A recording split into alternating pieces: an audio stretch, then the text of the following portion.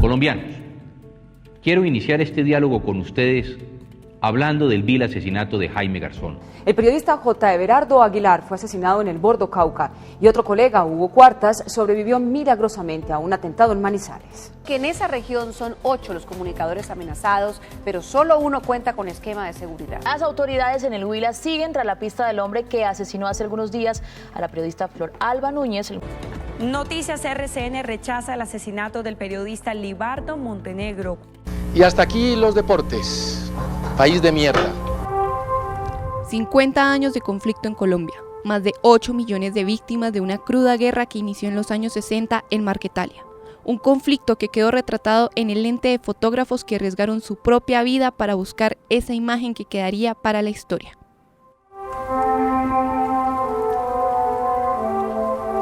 Para finales de los 80, inicios de los 90, pues teníamos aquí en Colombia el narcoterrorismo, donde no solamente estaban amenazados los medios, los periodistas, sino las instituciones y la ciudadanía en general. Entonces era una época muy difícil. Realmente en esa época yo estaba cubriendo el tema político, que es el que a mí me gusta, pero por cosas del destino y además porque uno está en el medio y sabe y conoce, terminé haciendo un viaje a una entrevista y fui víctima de los carteles de la droga de nuestro país, exactamente de Pablo Escobar Gaviria.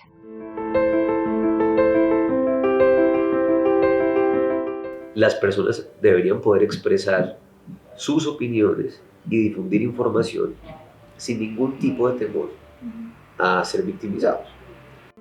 El año 2018 ha sido catalogado por la Fundación para la Libertad de Prensa como el año más violento contra la prensa colombiana de los últimos 10 años. Entre los años 2006 y 2018 se presentaron 1.109 amenazas que dejaron 1.378 víctimas. De esas, solo 257 se registraron en el 2018.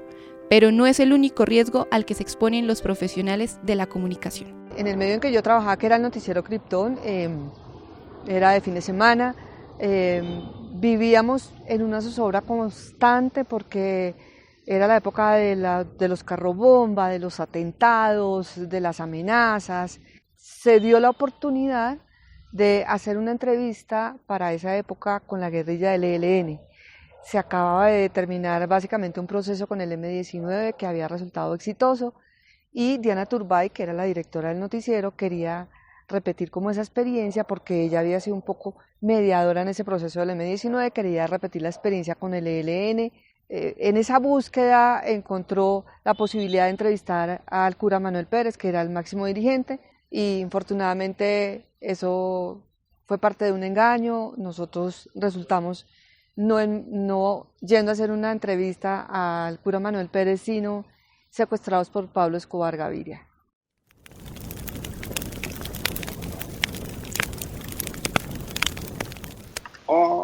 ¿Y qué pasa si caigo en un campo minado? ¿Y qué pasa si me secuestran? ¿Y qué pasa si me matan?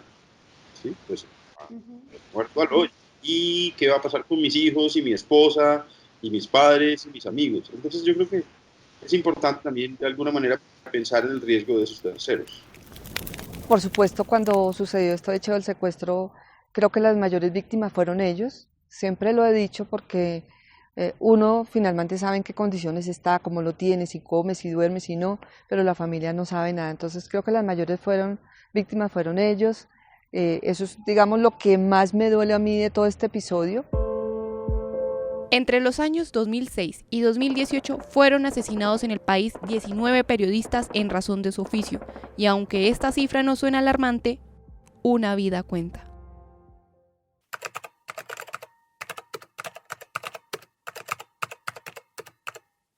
La violencia contra los periodistas y las profesiones afines va desde secuestros, hostigamientos, amenazas, obstrucciones a la prensa, eliminación del material periodístico, acoso judicial, violencia de género, exilios y desplazamientos internos.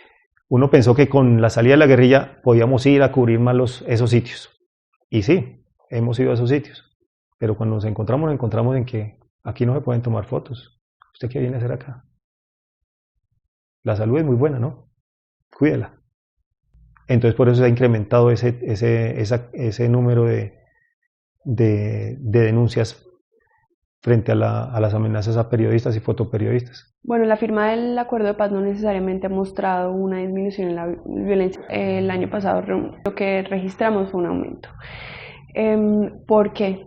Con la salida de las FARC, donde quedan disidencias o donde no quedan disidencias, también hay una como recomposición de las fuerzas, digamos, ilegales que hay en esos sitios para tomar control de los negocios que dejan atrás.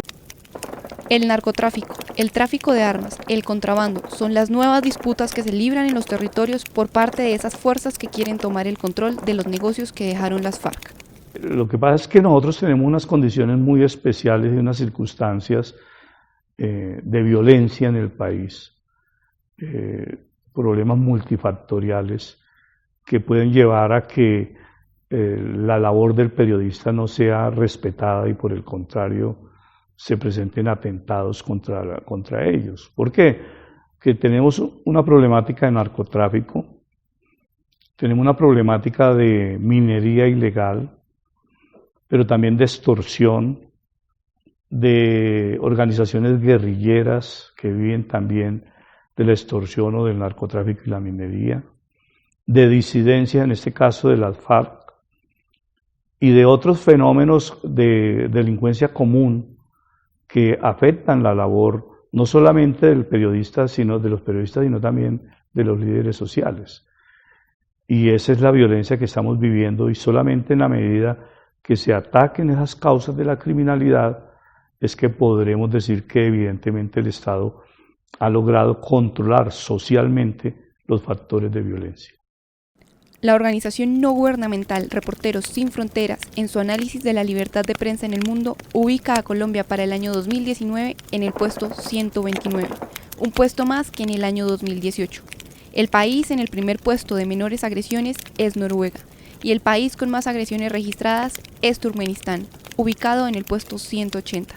Es así que, sin importar el riesgo, muchos periodistas, fotógrafos, reporteros, productores y todas las profesiones afines muestran a través de su trabajo las problemáticas socioculturales y la cultura del conflicto, no solo en el conflicto colombiano, también en otras partes del mundo.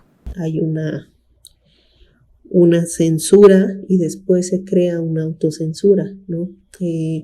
No se quiere fotografiar porque una fotografía pues tiene la ventaja de que no puede ser del todo manipulada, ¿no?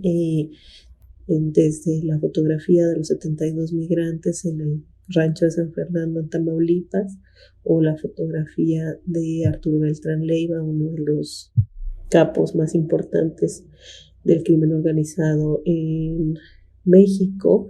Esas fotografías se volvieron cada vez más peligrosas, entonces las autoridades crean un cerco para que la prensa o los fotógrafos en este tipo de acontecimientos no puedan pasar y no haya testificación más que la de ellos para después ser destruida o modificada.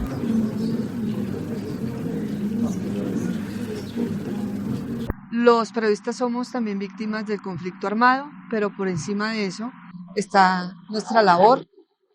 Somos víctimas, de hecho algunos colegas han tenido que salir del país amenazados, pero ellos se van pensando que por supuesto van a regresar y se van pensando que nuestro país necesita un cambio en ese sentido.